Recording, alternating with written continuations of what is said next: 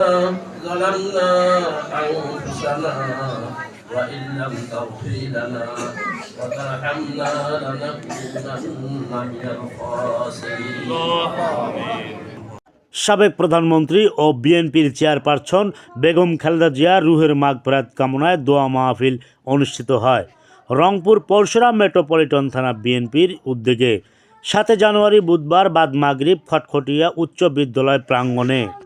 উক্ত দোয়া মাহফিলে উপস্থিত ছিলেন 6 নং ওয়ার্ড বিএনপি সভাপতি ফজলে রাব্বি, 5 নং ওয়ার্ড বিএনপি সাধারণ সম্পাদক রেজাউল হক ট্রফি, 5 নং ওয়ার্ড বিএনপির সিনিয়র সাধারণ সম্পাদক রফিকুল ইসলাম, পরশুরাম মেট্রোপলিটন থানা বিএনপির নেতা আহসান হাবিব, 7 নং ওয়ার্ড বিএনপির সাধারণ সম্পাদক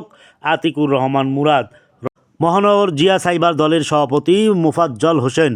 পরশুরাম মেট্রোপলিটন থানা যুবদলের ভারপ্রাপ্ত আহ্বায়ক আব্দুর রহিম, পরশুরাম মেট্রোপলিটন থানা যুবদলের সদস্য সচিব নাজমুল ইসলাম, পরশুরাম মেট্রোপলিটন থানা যুবদলের যুগ্ম আহ্বায়ক খায়রুল বাশার, সিনিয়র সদস্য রুমিউজ্জামান রুবেল, পরশুরাম মেট্রোপলিটন থানা কৃষক দলের সভাপতি মাহবুবার রহমান কাজল, 8 নং ওয়ার্ড বিএনপি সিনিয়র সহসভাপতি হাফিজুল ইসলাম, 6 নং ওয়ার্ড বিএনপি সাংগঠনিক সম্পাদক মকসুদার রহমান মকসু, 4 নং ওয়ার্ড বিএনপি নেতা রিজাউল রহমান সোহাগ।